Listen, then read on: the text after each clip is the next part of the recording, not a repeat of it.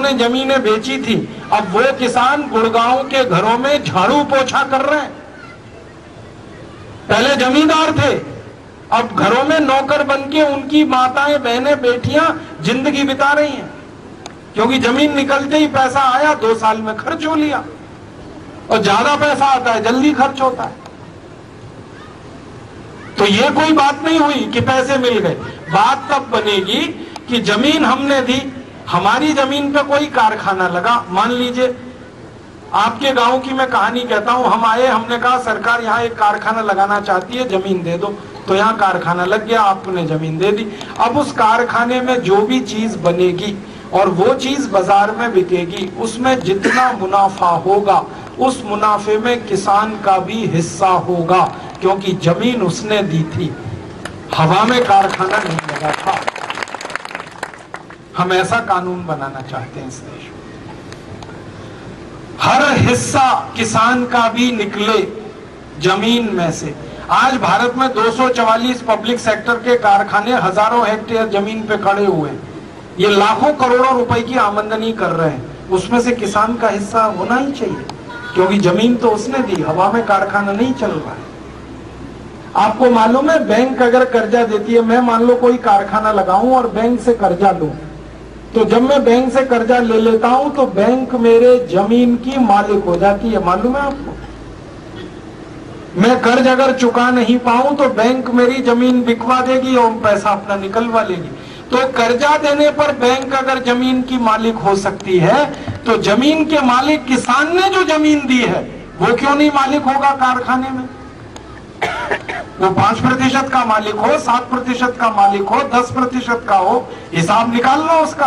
किसान की मिल्कियत उसमें होगी, जो कारखाना उसकी जमीन पे लगा, तभी न्याय होगा, नहीं तो न्याय क्या? पैसे का तो कोई मूल्य नहीं है। एक जमाना था जब 1 रुपया 1 रुपए के बराबर था, आज तो जमाना ये हो गया कि 100 रुपया 1 रुपए के बराबर है। रुपए की कीमत तो गिरती ही जाती है, गिरती ही जाती है। तो रुपए से जमीन की कीमत थोड़ी आंकी जाती है। उस जमीन में से जो लाभ पैदा हो रहा है, उस लाभ में किसान का कितना हिस्सा है, यह तय होगा। नया कानून ऐसा बनेगा, या तो किसान की जमीन कोई ले नहीं पाएगा, लेगा तो किसान की जमीन के हिस्से का कारखाने में हिस्सा पैदा हो जाएगा, फिक्स हो जाएगा। ऐसा नया कानून बना। ऐसे ही ये जो किसानों के लिए अत्याचारी कानून है, भाव नहीं तय कर सकते वो अपनी वस्तु का, किसानों को अपनी वस्तु का भाव तय करने का अधिकार देना ही पड़ेगा। क्योंकि सड़क पे बैठा हुआ जो जूता बनाने वाला कर्मचारी है ना, कारीगर, वो अपने जूते का भाव तय कर लेता है, तो 77 करोड़ किसानों को भाव तय करने का अधिकार क्यों नहीं होना चाहिए? और किसान को मालूम है कितनी मेहनत लगती है, कितना हिम्मत लगती है खेती करने में, शहर वाले को क्या मालूम? तो भाव तय करने का अधिकार तो किसान को मिलना ही चाहिए। और अगर वो भाव ज्यादा लगता है सरकार को कि नहीं नहीं किसान का गेहूं, मैं तो कहता हूं 50 रुपए किलो गेहूं बिकना चाहिए, 55 रुपए किलो कपास बिकनी चाहिए, 45 रुपए किलो धान बिकना चाहिए, तो सरकार को लगता है ये भाव ज्यादा है, तो सरकार ऐसा करे, किसानों को भाव देकर वो सस्ती चीजें दूसरों को बेचे। सरकार के पास टैक्स के बहुत सारे पैसे हमने दे रखे, किसान से खरीदे 50 रुपए किलो गेहूं और गरीब आदमी को बेचना है 15 रुपए किलो, तो 35 रुपए किलो की सब्सिडी दे दे सरकार। टैक्स का हमने बहुतेरा पैसा दे रखा, 20 लाख करोड़ का, उसमें से दे सरकार। तो आप बोलेंगे वो पैसे नहीं निकले, तो मैंने उसका हिसाब निकाल रखा, वो पैसे निकल आएंगे। कैसे निकल आएंगे? राष्ट्रपति से लेकर और आखिरी कर्मचारी जो है ना, चतुर्थ क्लास का, सबकी तनख्वाहें कम कर दो, सब्सिडी के पैसे उसमें से निकल आएंगे। राष्ट्रपति को साल में 27 करोड़ रुपए खर्च करने को मिलता है, क्यों मिलना चाहिए? राष्ट्रपति है, कोई भगवान तो नहीं है ना। एक साल में 27 करोड़ खर्च करे राष्ट्रपति, और यहाँ एक आदमी को एक दिन में खर्च करने को 20 रुपए ना मिले, राष्ट्रपति को एक दिन में खर्च करने को 7.5 लाख रुपए मिले। ये कौन सा देश चला रहे हैं हम? राष्ट्रपति तो हमारे वोटों से चुना जाता है ना, मालिक तो हम है, नौकर तो वो है। और नौकर को हर दिन 7.5 लाख रुपए मिलते हैं खर्च करने को, और जो मालिक है देश का उसको 20 रुपए नहीं मिलते रोज खर्च करने को। ऐसा अत्याचार तो नहीं चलने देंगे इस देश में। हमारी तो योजना है कि राष्ट्रपति हो, प्रधानमंत्री हो, मुख्यमंत्री हो, राज्यपाल हो, इन सब लोगों को देश की सेवा फोकट में करनी होगी, तब तो राजनीति में आओ, नहीं तो अपने घर बैठो। ये तनख्वाह लेके, टीए डीए एचआरए लेके भारत माता की सेवा होती है क्या?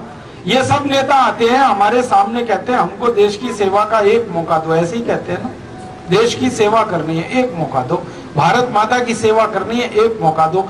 अपनी मैया की सेवा करने के लिए कोई तनख्वाह मांगता है? आप अपने घर में अपनी माँ की सेवा करते हैं, मान लो पैर दबाते हैं अपनी माँ के, तो अपनी अम्मा से कहते हैं अब टीए दे दे, मेरा डीए दे दे, सैलरी दे दे मुझको, और हर साल बढ़ा के दे, क्योंकि मैं पाँव दबा रहा हूं तेरे। अपनी माँ की सेवा करने में कोई तनख्वाह मांगे, उससे ज्यादा फालतू फिजूल कोई आदमी नहीं है। और ये भारत माता की सेवा कर रहे हैं और पैसे मांगते हैं, टीए डीए एचआरए। इन बेईमान नेताओं से पूछो कि भगत सिंह, उधम सिंह, चंद्रशेखर ने कौन सा टीए डीए लिया था देश की आजादी लाने के लिए? कितनी तनख्वाह मांगी थी उन्होंने? उन्होंने तो अपनी जवानी लगा दी इस देश के लिए। अगर वो अपनी जवानी लगा सकते हैं देश के लिए, तो आजादी के बाद के नेताओं को सेवा करने के लिए तनख्वाह क्यों चाहिए, टीए डीए क्यों चाहिए? मैंने एक दिन हिसाब निकाला, राष्ट्रपति से और नीचे कर्मचारी की सारी तनख्वाहें खत्म कर दो, 77,000 करोड़ रुपए बचेगा। उतने पैसे में किसान का गेहूं 50 रुपए किलो बिक जाएगा आराम से। एक दिन एक नेता कहने लगा, राजीव भाई आप तो बड़े खतरनाक आदमी हो, सबकी तनख्वाह टीए डीए खत्म करोगे? मैंने कहा हाँ करना ही है, क्योंकि राजनीति कोई धंधा थोड़ी है, व्यवसाय थोड़ी है, ये तो सेवा का काम है। आपके गांव में कोई मंदिर है, मान लो, मंदिर की सेवा करो तो पैसे लेते हो क्या? क्यों लेंगे पैसे भाई? देश की सेवा करनी है, माता की सेवा करनी। तो कहते हैं जी हमारा भी तो पेट है, खाना खाना है। मैंने कहा खाने की व्यवस्था हम करेंगे, चिंता क्यों कर रहे? भूखे नहीं मरने देंगे तुम संसद में जाओगे, देश की सेवा करोगे, तो तुम्हारे भोजन पानी की व्यवस्था हम करेंगे। कहने लगे कहां करोगे? मैंने कहा संसद के पीछे बहुत बड़ा गुरुद्वारा चलता है, मालूम है ना आपको? बिल्कुल संसद के पीछे गुरुद्वारा है और 24 घंटे लंगर है वहां, और बढ़िया लंगर है, मैंने खाया है कई बार। रोटी मिलती है बहुत अच्छी, दाल मिलती है, सब्जी मिलती है, बहुत स्वादिष्ट है, और कभी कभी दही भी मिल जाता है, और हलवा तो देसी घी का हमेशा ही मिलता है वहां। तो लंगर में खिलाएंगे सबको। 543 सांसद लोकसभा के, 250 राज्यसभा के, 850 लोगों का लंगर चलेगा। दिक्कत क्या है? कहने लगे ये विधानसभा के एमएलए, तो सब विधानसभाओं के आसपास एक एक गुरुद्वारा खुल जाएगा, सब विधानसभाओं के नजदीक लंगर चलेगा, क्या मुश्किल है? सरदार अभी इतने गरीब नहीं हो गए इस देश में, जो गांव गांव गुरुद्वारा खोल सकते हैं, वो विधानसभाओं के नजदीक भी गुरुद्वारा खुल जाए, वहां भी मिलेगा सबको भोजन पानी, तो सबको मिलेगा, भूखा कोई नहीं मरेगा। फिर कहने लगी जी की कपड़े भी चाहिए। मैंने कहा कपड़े भी दिलवाएंगे। भारत में करोड़ों किसान कपास पैदा करते हैं, उनसे कपास भांगेंगे भीख में, और उस कपास से कपड़े बनवा के दे देंगे सबको, कपड़े भी मिल जाएंगे, और बाकी तो सब मुफ्त में मिलता ही है। आपको मालूम है रेल यात्रा फ्री है सब नेताओं की, हवाई जहाज यात्रा फ्री है सब नेताओं की, बस की यात्रा फ्री है सब नेताओं की, घर फोकट में मिलता है सबको, बिजली फोकट में मिलती है, पानी फोकट में मिलता है, टेलीफोन फोकट में मिलता है। ये तो सब फोकट में मिला ही हुआ है। खाना और कपड़ा ये दिलवा देंगे उनको, फिर तनख्वाह किसके लिए चाहिए? और जिनको तनख्वाह चाहिए वो अपने घर में बैठे, अपना धंधा करें, बिजनेस करें, पैसे कमाएं। ये राजनीति पैसे कमाने के लिए थोड़ी है।